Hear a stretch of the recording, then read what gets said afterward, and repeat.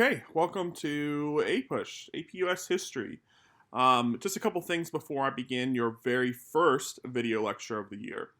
Most of you, this is old hat, but for those of you that are new to an AP class with me, while you are watching these videos, you should be taking notes. And as your notes get better, hopefully pretty quickly here as your juniors, I'm going to flip you over from notes to outlines. What you should be doing is you should be taking notes of the important things from these video lectures, which might mean you might actually have to hit the pause button. You might have to stop the video because it's impossible otherwise to take all the notes. Just the same, I will be stopping the video for you because you're using Edpuzzle to watch this. And so throughout this video, it will stop you and it will ask you questions that you have to answer about whatever it is that I've just talked about in the video. Now, understand that those are graded assignments, both the notes and the Edpuzzle, so you want to make sure that you're doing them. Know that I can see how much time you spent on the video, when you spent it on the video, and if you tried to skip on the video. All those things I can see right through Edpuzzle and will all affect your grade. So, here we go. Let's talk about Chapter 1, A New World of Many Cultures. So typically APUSH begins at the year 1491. Now why 1491? Well, because Columbus technically discovers America, in 1492. So we talk about what is happening in the Americas prior to Columbus's arrival. So while America was called the New World, it's really quite old. Okay, the first migrants reached North America some 15 to 20,000 years ago, and really the precise date is really still hotly contested by historians. Environmental conditions played a major part in that story. 20,000 years ago, the Earth's climate was considerably colder, okay, an ice age. Glaciers extended as far south as modern Illinois and Ohio. That's how we get the mountain range that we live in, the Appalachians, because it was carved by the glaciers upon the retreat. Much of the world's moisture was transformed into ice, and the ocean dropped hundreds of feet below their current levels today. These receding waters created a land bridge connecting Asia and North America, a region that we now know to be submerged below the Bering Sea, and what archaeologists have called Beringia. Small bands of spear-throwing Paleo-Indians, the hunter-gatherers, pursued giant mammals called megafauna, such as woolly mammoths and mastodons across the tundra of Beringia, which brought them into what we know as of North America today. These people, who were called the Clovis, may have been the very first human beings to set foot on this new continent. However, new archaeological evidence has put that into question, so we're really not 100% sure. These people were nomadic, and migration took place over a long period of time. It wasn't something that just happened in mass all at one point. So the original discovery, exploration, and settlement of North and South America occurred long before Columbus was born. Archaeologists estimate that the first people settled in North America at least 40,000 years ago, crossing that land bridge, and over time, those Clovis people, as well as their descendants, would make it all the way to the southern tip of South America. These Americans evolved into hundreds of different tribes, spoke different languages, and practiced all sorts of different cultures. So let's look at the cultures that have developed in Central and South America. The native population was really concentrated into three highly developed civilizations between 300 BCE and 800 BCE. The Maya built remarkable cities in the rainforests of the Yucatan Peninsula of what's Mexico today. After the decline of the Maya, the Aztec developed into a powerful empire. Both of these you should remember from world history. Their capital, Tenochtitlan, which is where modern-day Mexico City is, had an estimated population of 200,000 people, one of the largest cities in the world at the time. In Peru, the Incas developed a vast empire in South America in the Andes mountain range. All three civilizations developed really highly organized societies and carried on extensive trade and created calendars that were based on accurate scientific observations. Let's talk about the cultures in North America. So the population of the region north of Mexico may have been anywhere from 1 million to more than 10 million.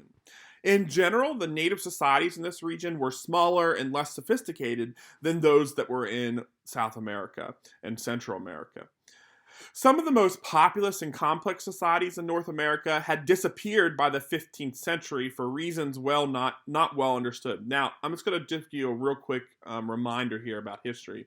So remember, anytime we talk about 15th century, we're actually talking about the 1400s. 16th century, the 1500s. Now, why do we do that again? Because remember, the first century would be the years 0 to 99, and so we don't really call that the 0th century. So just remember, 15th century, 1400s, 16th century, 1500s, and so on and so on. So by the time of Columbus's arrival, most of those groups were living in small groups, really rarely exceeding 300 people. The men made tools and hunted the game, while the women gathered plants and nuts and grew crops such as maize, which is a word for corn, beans, and tobacco. Beyond these similarities, the cultures of American Indians were very diverse. American Indian languages constituted more than 20 language families. I'm talking about the families, not the individual languages. Among the largest of these was Algonquin in the northeast, Siouan on the Great Plains, and Athabascan in the southwest. Together, they included more than 400 distinct languages. Now, let's look at some of these settlements in some of these different areas. So let's talk about the southwest settlements. So, in the dry region that now includes New Mexico and Arizona, groups such as the Hohokam, the Anasazi, and the Pueblos evolved multifaceted societies supported by farming and irrigation systems. They lived in caves, under cliffs, and in multi-storied buildings. By the time the Europeans arrived, extreme drought and hostile natives had taken their toll on these groups. The settlements in the Northwest. So along the Pacific coast and what today is Alaska to Northern California, people lived in permanent longhouses or plank houses. They had a really rich diet based on hunting and fishing and gathering of nuts, berries, and roots. To save their stories, legends, and myths, they carved large totem poles, which if you go to the Pacific Northwest today, you will still see. Let's talk about the Great Plains. Most of the people who lived on the Great Plains were either really nomadic hunters or sedentary people who farmed and traded. Nomadic, remember, is a word from world history, which means that you move from place to place in search of food. You don't really have one place that you stay. Whereas sedentary would be the opposite, okay? Sedentary people stay. If you're sedentary, you just kind of stay at home. So sedentary people who farmed and traded. So either they belong to one of those two groups. The nomadic tribes survived on hunting principally the buffalo, which supplied their food as well as decorations, crafting tools, knives, and clothing. They lived in teepees, which were frames and poles covered with animal skins. Not really until the 17th century did American Indians acquire horses by trading or stealing them from Spanish settlers. Horses were not native to North America. Camels were, but not horses. People don't realize that. Yeah, camels, you don't see them anymore, but they were native to North America. With horses, tribes such as the Lakota Sioux moved away from farming to hunting and easily following the buffalo across the plains. Let's talk about the Midwest settlements. So east of the Mississippi River, the woodland American Indians prospered with rich food supply. Supported by hunting, fishing, and agriculture, many permanent settlements developed in the Mississippi and the Ohio River valleys, as well as elsewhere. Urban centers also developed throughout the Ohio and Mississippi valleys. In southern Ohio, for example, the Indians built large ceremonial mounds where they buried families and elites, and you can still see them to this day.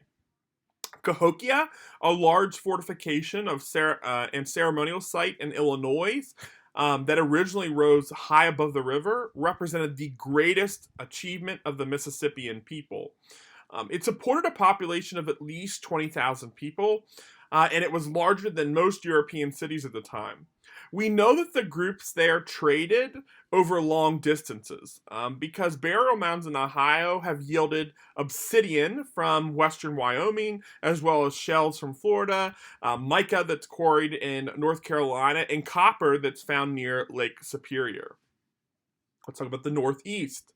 So the natives in the area of the Northeast utilized farming techniques that exhausted the soil quickly, so people had to move to fresh land frequently. The most famous group of American Indians in this region was the Iroquois Confederation. And it was a political union of 5 independent tribes who lived in the Mohawk Valley of New York. And understand and remember this because we're going to talk about it in a future chapter because the Iroquois Confederation actually gives us some of our own ideas of government as we come together as colonies. So the 5 tribes that made up the Iroquois Confederation were the Seneca, the Cayuga, the Onondaga, the Oneida, and the Mohawk.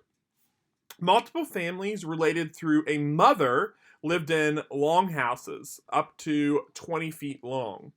Atlantic seaboard settlements are the last of the American Indians that we'll talk about. English settlers were most likely to encounter the Algonquin people, who occupied most of the territory along the coast from North Carolina to Maine.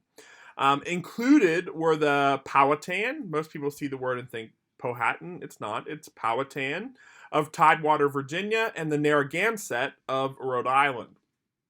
While they had common linguistic roots, they would have found communication difficult as they had very different dialects. So they all were part of that Algonquin family, but the dialects that they spoke were very, very different.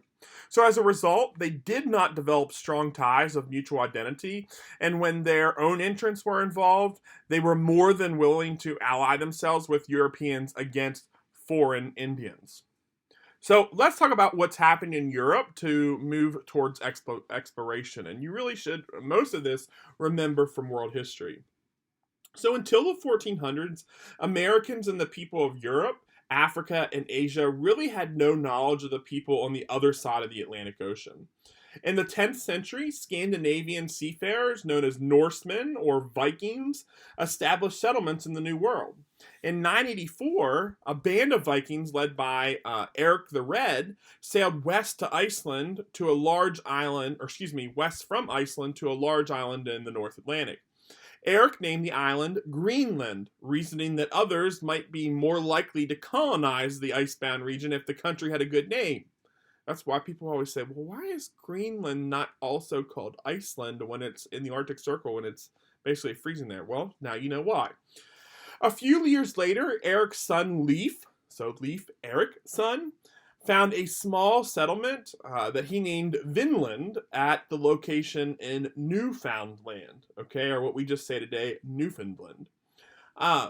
Europeans were unaware of these outposts, though, and the hostility of Native Americans, poor lines of communication, climate cooling, and political upheavals really made the maintenance of these outposts impossible, and so they were basically abandoned. So that's why you don't see European settlement, considering that really almost 400 years prior to Columbus, Europeans had come to at least part of what's considered North America. In Europe, a rebirth of classical learning prompted an outburst of artistic and scientific activity in the 15th and 16th century, and you should know this as the Renaissance, okay, our light that awoken the world out of the dark ages of the Middle Ages. Many inventions and improvements were made, including gunpowder that had been invented by the Chinese, but which was now being traded with the Europeans. The sailing compass, which had been, again, a trading item acquired from Arab merchants. They made major improvements in shipbuilding and map making, and the invention of the printing press from movable type by Johann Gutenberg in the 1440s greatly facilitated the spread of technical knowledge. But in the later years of the Renaissance, you'll remember that there was an intense period of religious conflict. The Roman Catholic Church that had once dominated Western Europe was threatened from the outside by the Ottoman Turks, who were followers of Islam, and from within by revolt against the Pope's authority. So let's talk about what the Catholics are doing in Spain at the time. So you'll remember that Spain had been taken over by Muslims in world history. And really, the Muslims would have gone further north into Europe, but were stopped at the Battle of Tours. But they continued to occupy Spain for hundreds of years. So Spanish Christians reconquered much of Spain from the Muslims and set up several kingdoms. Two of these kingdoms united when Isabella, who was the Queen of Castile, and Ferdinand, the King of Aragon, married in 1469. In 1492, they would unite Spain together. So they would serve as joint monarchs over Spain as Isabel and Ferdinand. By 1500, Spain was a first-rank world power. It's spurred by militant Catholic faith of the monarchs. The armies waged holy war against independent states in southern Spain that had been captured by the Muslims. The entire peninsula was united under these new Christian rulers. From this volatile social and political environment came the conquistadors, who were men that were eager for personal glory and material gain and uncompromising on matters of religion, unwavering to their loyalty to the crown. In Northern Europe, though, you'll remember that while the Spanish are successful in revitalized Catholicism in that part of Europe, in Northern Europe, you get the Protestant revolt. By the early 1500s, certain Christians in Germany under Martin Luther, as well as France, England, and Holland, and other European countries revolted against the authority of the Pope in Rome. Remember, they had lots of issues with the Catholic Church. That was known as the Protestant Reformation. That led to a series of religious wars, and these conflicts caused the Catholics and the Protestants to want to spread their own versions of Christianity to the people of Africa, Asia, and the Americas. Thus, there was really a religious motive for colonization as well as exploration. So, let's talk about the expanding trade that happens during this time. So, economic motives for exploration grew out of the fierce competition among European kingdoms for increased trade with Africa, India, and China. In the past, merchants had traveled from the Italian city-state of Venice and the Byzantine city of Constantinople on a long, slow, and expansive overland road, which you knew, the Silk Road, that reached all the way to the capital city of the Chinese Empire. The Silk Road had been blocked in 1453 when the Ottoman Turks had seized Constantinople. One of the trades that comes about during this time is the slave trade. The Portuguese, who first explored the African coast during the 15th century, encountered really a variety of political and religious cultures. West Africans spoke many languages and organized themselves into diverse political systems. Several populous states, sometimes called empires, exercised really loose control over larger areas. Villages were economically self-sufficient. They produced enough food to feed themselves and also produced trade goods such as iron and gum. So we talked about this in world history, but the idea that the Africans were these animal-like beings that did not have complex societies is completely false and racist. Really, there is a complex society that is developed all throughout Africa, and you know this from world history. The Portuguese were the first Europeans to reach Africa by boat because strong winds and currents moved southward, giving them really no difficulty reaching Africa. However, they had difficulty getting home because of the winds. So they constructed a new type of ship called a caravel with triangular sails from the Middle East that allowed them to overcome that problem. They discovered that by sailing as far west as the Azores in the Atlantic, they could return to Europe on a westerly wind. So they journeyed to Africa in search of gold and slaves, both of which they found.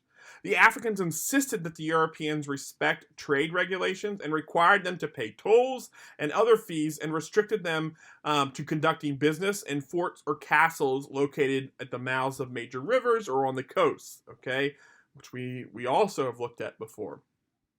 Local merchants would acquire gold and slaves in the interior and then transport them to these coasts where they would be exchanged with the Portuguese. Europeans accepted these terms because they had no other choice. Their African states had formidable armies, and the local disease were really lethal to Europeans. Slaves were really usually victims of judicial practices or victims of being taken captive during war. Um, Remember, it's tribes who sell slaves to the Portuguese. Okay, it is Africans selling other Africans, usually from tribes that they did not get along with or that they had warring factions over. So before colonization of the New World, the Portuguese were purchasing almost about 1,000 slaves a year. They were often forced to work on the islands of the Atlantic that the Portuguese had. It's estimated today that 10.7 million Africans were taken to the New World as slaves altogether by the time all of this was over. Talk about our friend Christopher Columbus. So, really little is known about Christopher Columbus's early life. He was born in 1451 to really humble parentage and soon devoured classical learning. He mastered geography and became obsessed with voyaging west across the Atlantic Ocean to reach Cathay, which China was known as by the Europeans. Because, again, remember, they thought that across the Atlantic must reach China. So in 1484, he presented his plan to the king of Portugal. They elected to voyage around the coast of Africa instead of following the route suggested by Columbus. They believed he had substantially underestimated the circumference of the Earth. As a result, and he would starve before ever reaching Asia. So Columbus then petitioned Isabella and Ferdinand for financial backing. Columbus played on the rivalry with Portugal to get their backing. The two sovereigns provided him with a small fleet that consisted of the two most famous caravels ever constructed, the Nina and the Pinta, as well as the square-rigged Santa Maria. He set sail for Cathay in August of 1492. So, educated Europeans of the 15th century knew the world was round. No one seriously believed at this time, and at the time of Columbus, that he would tumble off the edge of the earth. That's a myth that's often taught in elementary schools. I know many of the things that are taught to you in elementary schools that I have to clean up. The concern was size, not shape. So Columbus estimated the distance to Asia to be about 3,000 nautical miles. The actual distance is 10,600 nautical miles. Had the New World not been in his way, he and his crew would have run out of food and water long before they ever reached China. So after 30 days at sea, Columbus reached the Bahamas and declared that he had reached Asia. He expected to encounter the Chinese. Instead, he encountered Native Americans, which he mistakenly called Indians because he thought he was in the Indies in Asia. He assured his men that the islands were a part of the fabled Indies. Okay, so Columbus returned to the New World 3 more times, but he never found the treasure that his financial supporters in Spain angrily demanded from him. He would die in 1506, unaware that he had reached a previously unknown continent. The final disgrace for him came in 1500 when Amerigo Vespucci traveled across the Atlantic, and his travels were published and included falsified dates to suggest that Vespucci had visited the mainland prior to other explorers such as Columbus and Henry Cabot, who had reached the North America prior to him. This account actually convinced German map makers that it was Vespucci who had proved America to be a new continent distinct from Asia, and thus those map makers named the continent America after Vespucci. Before the misconception could ever be disproved. And so, as I told you in world history, really it should be North Columbia and South Columbia, but it's not, unfortunately, for Mr. Columbus. So the contact between Europeans and American Indians resulted in the Columbian Exchange, a transfer of plants, animals, and germs. Okay, that's really important to remember. from one side of the Atlantic to the other side for the first time. Europeans learned about many new plants and food, such as beans and corn, sweet and white potatoes. A lot of people think what potatoes came from Europe. They don't. They came from the Americas. Tomatoes and tobaccos.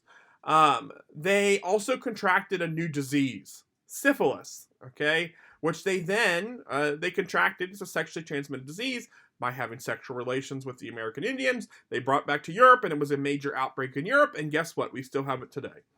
Europeans introduced the American Indians to sugarcane, bluegrasses, pigs and horses, as well as the wheel, iron implements, and guns.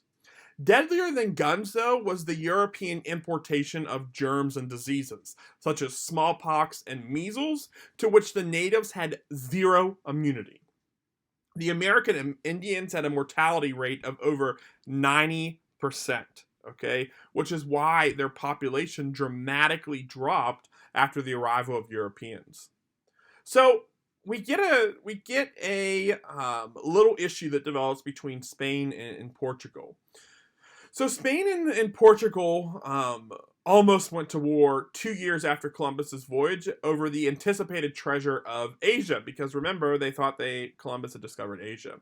So Pope Alexander VI negotiated a settlement that pleased both kingdoms, creating a line of demarcation, okay? And this line that kind of goes down north to south in the Atlantic was created by the Treaty of Tordesillas. Okay, which divided the world along a line located 270 leagues west of the Azores in the Atlantic. The new lands discovered west of that line belonged to Spain. Okay, Brazil, which no one had ever seen yet, turned out to be east of the line and ended up being Portugal's, which is why if you go to Brazil today, they speak Portuguese and not Spanish. So we're going to stop there for the first part of chapter 1, so you can kind of digest that, and then we'll pick up with the next chapter tomorrow. See ya.